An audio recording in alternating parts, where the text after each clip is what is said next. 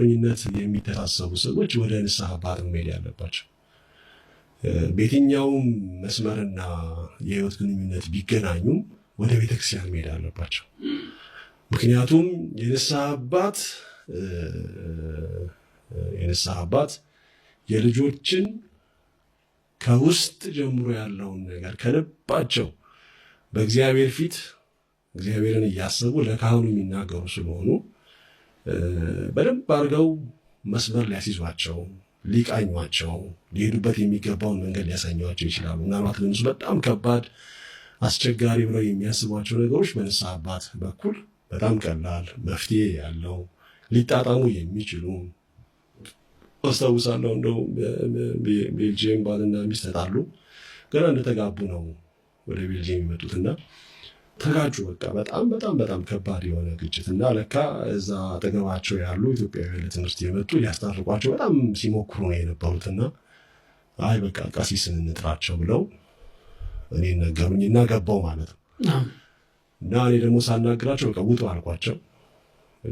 ጎረቤቶቹን አስወጣውኝና ባልና ሚስቶቹን ብቻ ሳናግራቸው በጣም ሲሊ ነገር ነው ሆነስትሊ ማለት ነው። በጣም ትንሽ ነገር እንደዚህ አይደለም እንዲህ ነው መሆን ያለበት ሚያልኳቸው ግፍ አረገው ተው በቃ ሰላም ፍቅርና እንደውም ከዛ በኋላ 2 ልጅ ነው እንደዚህ ወልደው ሁሉ አብረው ተያይዘው ወደ አሜሪካ እንደሄዱ አስታውሳለሁና አንዳንዴ ለራሳቸው በጣም ከባድ የሆኑ አጠገባቸው ደግሞ ያሉ ሰዎች ደግሞ እንፈታለን ብለው ደግሞ የበለጠ ውስብስብ የሚያደርጉት እነሱ ማገዛቸው ነው የሚያስቡት፣ ግን እያከበሩት የበለጠ እንደዛ አለሻው እንደዚህማ ካለሽማ ብለው ጥቂቷን ነገር ያጋንኗትና በቃ እንዲሰማት ሆዷ እንዲባባ ጭራሽ ለካ በጣም ከባድ ነገር ነው ማለት ነው ለካ ተጎድቻለሁ እንድትል ነው የሚያደርጋትና አባቶች ግን በጣም አለዝበው ትዳር ምን መሆን እንዳለበት የከበደውን አቅልለው ቀላሉን ደግሞ በጣም በቀላሉ ፈተው ሊያስታርቁ ስለሚችሉ ወደ ንስሐ አባት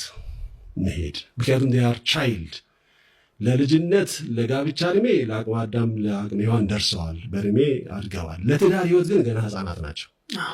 በአብሮነት ለመኖር ገና ህፃናት ናቸው።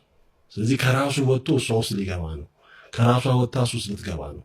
የጋራ ነገሮች ሊፈጠሩ ነው። አዲስ ማንነት ሊወለድ ነው። ይሄ ማንነት ደግሞ በብዙ መልኩ በቀላሉ ሊናጋ ስለሚችል ሳይናጋ ተጠብቆ በአግባቡ መቀጠል ማደግ እንዲችል ልክ ህፃኑን የሚንከባከብ ወላጅ እንደሚያስፈልገው ሁሉ ህፃኑን የጋብቻ ሀሳብ ያላቸውን ጮኛሞች የንስሐ አባት ሊንከባከብ ሊጠብቅ እና ለቁም ነገር ሊያደርሳቸው ይገባል። በጣም ይችላሉ። የንስሐ አባት ለእነሱ ቀላል ነው ብዬ ነው በተወሰነ መልኩ የማስቀምጠው፣ እንደው ዝርዝር የሆኑ ዲቴይል የሆኑ ስነ ምግባራዊ እሳቤዎችን ከማስቀመጥ ነው። ያው ንስሐ አባቶችን ብዙ ጊዜ ሲያገኙ ከእነሱ ከመንፈሳዊ ሕይወት አንጻር የሚደግፏቸው የሚነግሯቸው ህይወት ውስጥ ለማድረስ የሚያስችሉ መንፈሳዊ ተግባራትን ወይ መንፈሳዊ ልምምዶችንም እጮኝነት የሚተሳሰቡ ሰዎች ወደ ንስሐ አባት መሄድ ያለባቸው።